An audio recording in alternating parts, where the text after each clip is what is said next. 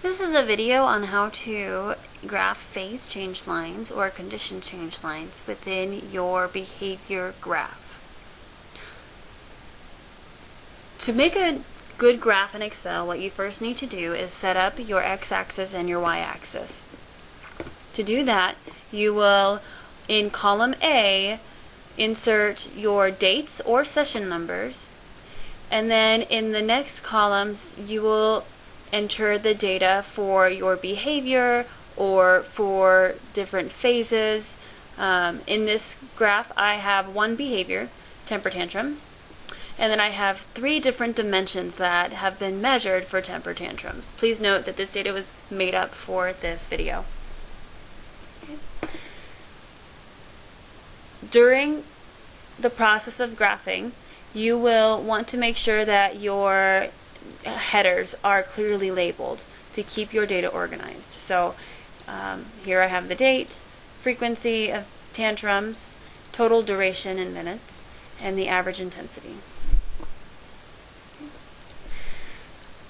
First, I'm going to show you how to make your graph in a way that phase change lines can actually be possible. To do this, I'm going to highlight the components that I actually want to graph. So for this graph, I would like to see the date on the x-axis and frequency actually be plotted as a data series. So I'm going to select date and frequency and highlight both. And then I'm going to click on Insert, and I'm going to click Scatter instead of Line Graph. A line graph won't allow you to make the spaces that you need in order to make your phase change line. We use Scatter instead. And then you'll click the scatter plot that has the data points and the straight lines. Okay. As you can see, my dates are on the x-axis and my data is plotted here as frequency. When you make your graph, when it comes time to enter your phase change line, you will go to your data, and in the spot where you want to enter your phase change line, you will enter 2 empty rows. So the 11th was the first day that I implemented the intervention, so I want to add my phase change line on the day before the intervention was implemented. To do this, you'll right click on the number 9, which is the row header, and then you'll hit Insert. Okay? And that leaves 2 empty rows between my baseline phase and my intervention phase. Next, you are going to add another column next to your behavior data that, we'll call it phase change. You can call it phase change, condition change, intervention lines, whatever is best for you. In the rows that you emptied out between your 2 dates, you are going to select a date that is between date 9 and date 11. So that would be January 10th, 2016. January 2016. You will want to make sure that these dates are exactly the same. Okay. Next, you'll look at your y-axis and identify what day or what is the highest value on your y-axis. This highest value is 10.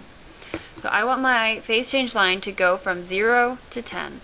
So I am going to put in this column under phase change line 0 and 10.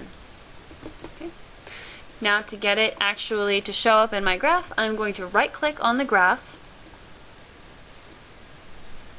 and I'm going to click Select Data. I'm going to add a data series.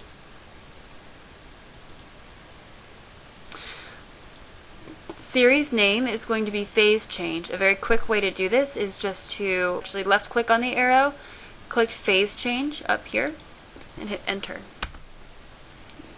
Next, you will click the arrow for X values, and you are going to highlight January 1st through January 8th, because that is also the same window that frequency is graphed for.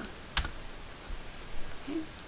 And then for Y values, you are going to select everything between January 1st and January 8th. Even if these cells are empty, we want to make sure that we are graphing all of the cells that are also corresponding to the same cells that frequency is pulling, the frequency data is coming from. Okay. Then you'll click OK, then click OK again. And then you will see here that we have this big red line where the data phase change line is at. So to fix the red line and turn it into a nice black phase change line, you'll right click on the data series and you will format your data series. First, you want to go to marker options and click none.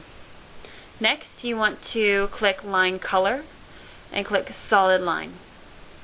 Here is where you change the color of the solid line from red to black. Next, you click line style and you want to click a dash type. I prefer either the round dot or the square dot. Let's do round dot to see how it looks. Okay. At this point too, if your line is that you find is too bold, you can come back in here and you can change the width of the line to be smaller and it will look less bold on the graph. You might see what I mean. So when you're done with that, you click close.